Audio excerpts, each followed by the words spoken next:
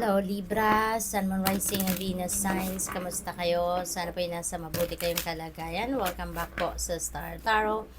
Kung bago kayo rito, welcome din kayo. Thank you sa inyong support. I truly appreciate it. God bless you all. Libra, pauna mensahe po ninyo, Hanged Man. Ayan. So this is a stagnant energy. Libra, at maaring ganyan ngayon ang inyong sitwasyon. It's because you may need to do some kind of reflection sa ngayon. You may need to do some kind of re-evaluation ng mga kaganapan na sa buhay ninyo, no?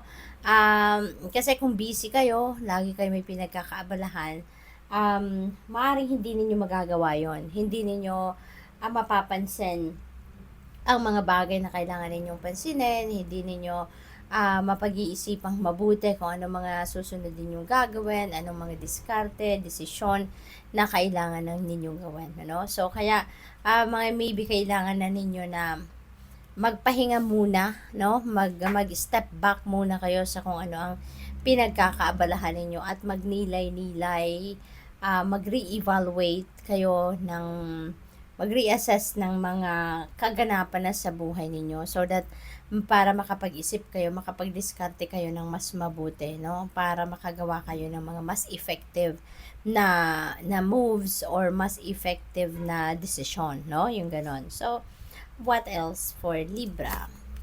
We have Queen of Swords. Ayan. So, siguro dahil kailangan din ninyo na mag-declutter ng buhay ninyo, at kailangan ninyo talaga na mag-isip. Kailangan ninyo na magmuni-muni. Kailangan ninyo na mag-focus muna kayo deep within you para na mas maging malinaw ang inyong kaisipan and yung inyong direction, no? Natatahakin at this time. Maybe may mga bagay, tao, sitwasyon kayo dito na dapat nang tanggalin sa buhay ninyo at maaaring yan din ngayon ang pinag-iisipan or kailangan ninyong pag-isipan. Two of Swords, decision making ang kinakaharap ninyo dito, Libra. At this point, nandoon kayo sa period of indecisiveness. Maaring ayaw ninyo muna na labas ng inyong decision sa ngayon because maybe you're not sure yet, no? Kung ano talaga yung decision ninyo. Maaring you're still weighing things out.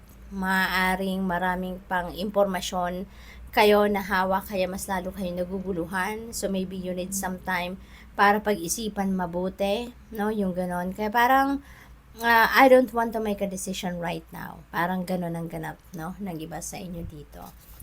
We have Knight of Pentacles. Yan. Maybe talaga pinag-iisipan ninyong mabuti kasi ano na kayo ngayon eh. You've learned a lot of lessons, no? Libra, sa mga nakaraan mong sitwasyon.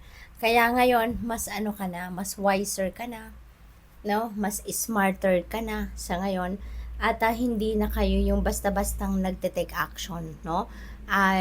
Gusto ninyo kapag mag-take action kayo towards something dito na gagawin ninyo, napaghandaan nyo na to. Nag-research na kayo, alam nyo na kung saan kayo papunta, kabisado nyo na every step of the way. Kumbaga, you're very cautious na sa ngayon. Mas magiging sigurista na kayo, Libra.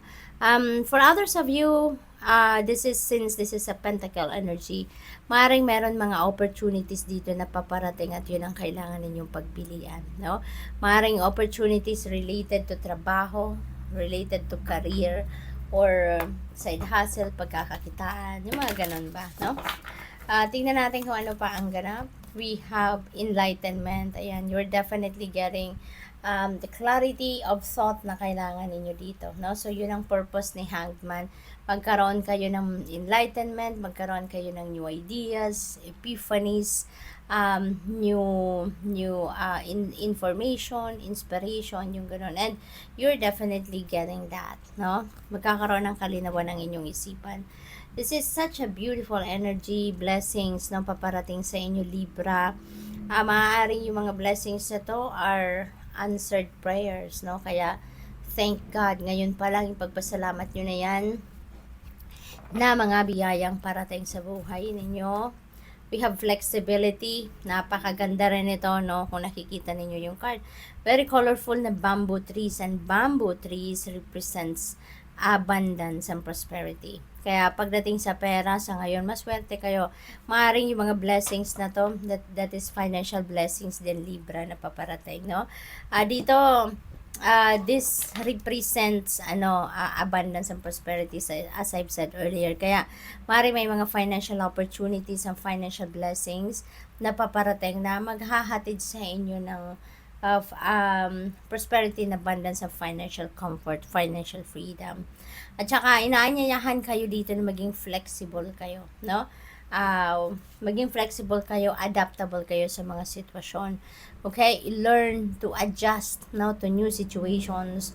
Learn to adjust to to mga sudden changes, yung gano'n, be flexible. We have worry, Libra, maaring meron din kayong ipinag-worry. Pero alam mo,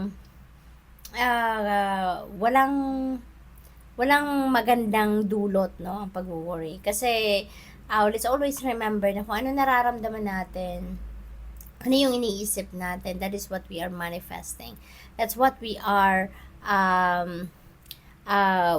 manifesting sa ating 3D reality. Kaya dapat aware tayo, no, na dapat as much as possible positive thoughts, feelings, and emotions lang tayo. Doon lang tayo mag-focus. Kasi para na ma-attract natin yung positivity din, no, sa ating 3D reality. Pero kung mag-worry kayo, 'di ba? So malaki ang chance na ang mamamanifest din ninyo sa buhay ninyo, ma-attract ninyong sitwasyon ay mga sitwasyon na mas ipag-worry nyo din, na ipag-worry nyo pa. Kaya as much as possible, transmute that worry into something positive, no? Something happy and positive na pakiramdam. Okay? Possible then, Libra, na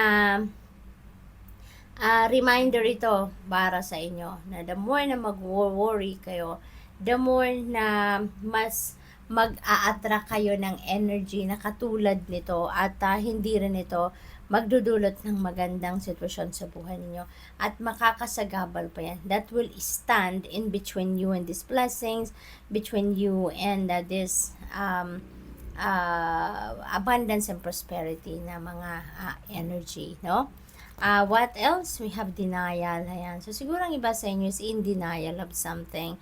Maaring may fear lang kayo, no? Maaring may takot lang kayong nararamdaman. Kaya you are denying something sa sarili ninyo. Maaring hindi ninyo, alam ninyo ang katotohanan pero ayaw ninyong tanggapin yun. Or alam ninyo kung ano ang totoong sitwasyon pero maybe ina-avoid ninyong i-confront or i-face, no, ang real situation. So, maaring gano'n ang ganap dito. We have abundance, ayan, so may blessings tayo, may abundance. So, maswerte kayo, no? Sa ibang parte ng buhay ninyo, magandang kaganapan, you will have that abundance, no? At yung abundance na to is abundance of anything. This could be abundance of money, could be abundance of friendship, time, energy, abundance of the universe, no? Depende sa inyong sitwasyon, but you are blessed. You are blessed with abundance at this time, kaya magiging masaya, contented, satisfied kayo, no? So good luck. Thank you for watching. Love and light. Namaste.